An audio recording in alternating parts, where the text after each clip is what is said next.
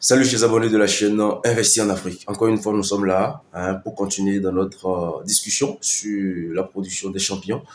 Et la dernière séance, nous avons parlé des semences de champions qui est déjà le premier élément qu'il va falloir avoir, c'est-à-dire trouver un fournisseur de semences de champions avant de vous lancer dans la production de champions. Et aujourd'hui, nous allons vous montrer sur à quoi ressemblent les semences de champions pour ceux qui ne savent pas. Voilà un peu. C'est ça, c'est la semence de champions, ça. C'est tout blanc.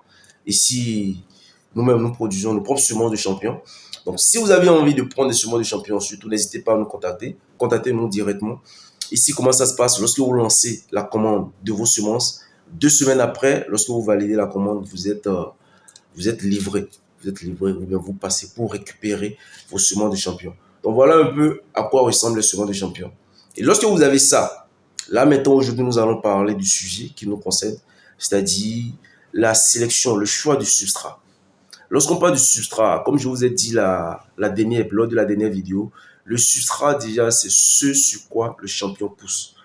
Déjà, à la base, tout déchet agricole peut être utilisé pour la production de champions. Tout déchet agricole peut être utilisé pour la production de champions. En termes de substrat, le premier substrat dont on vous avait parlé la dernière fois, c'est les rafles de palmier. En dehors de ce substrat, il y a la scie de bois qui peut être utilisée.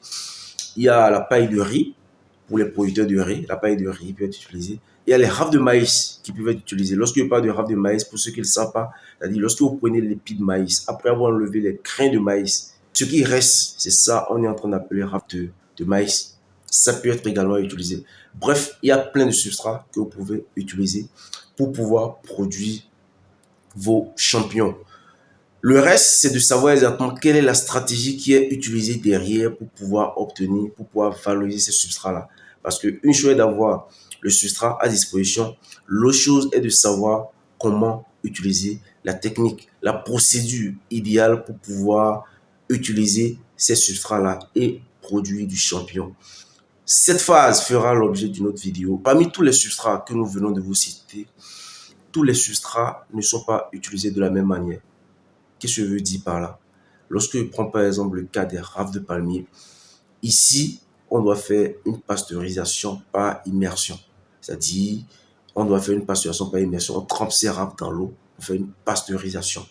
Alors que lorsque je prends d'autres substrats comme la scie de bois, il y a d'autres techniques par lesquelles il faut passer d'abord avant de pouvoir faire la pasteurisation. Et ici même, on parle d'une pasteurisation à la vapeur. Donc, prenez déjà, on prend 2 substrats. Lorsque je parle des rafles de palmier, la manière de faire la pasteurisation est complètement différente du substrat de celui qui va utiliser par exemple la scie de bois. C'est pour vous dire quoi? C'est pour vous dire que plein de substrats peuvent être utilisés pour la production de champignons, mais la technique d'obtention de ces champignons n'est pas la même. Voilà. Ceci fera l'objet d'une autre vidéo où nous allons vous parler cas par cas de comment produire du champignon en utilisant comme substrat les rafles de palmier à huile. Une autre vidéo viendra ensuite pour vous expliquer comment produire du champignon en utilisant comme substrat la scie de bois. Ainsi de suite. C'était Moïse Adonsiba de la chaîne Investir en Afrique.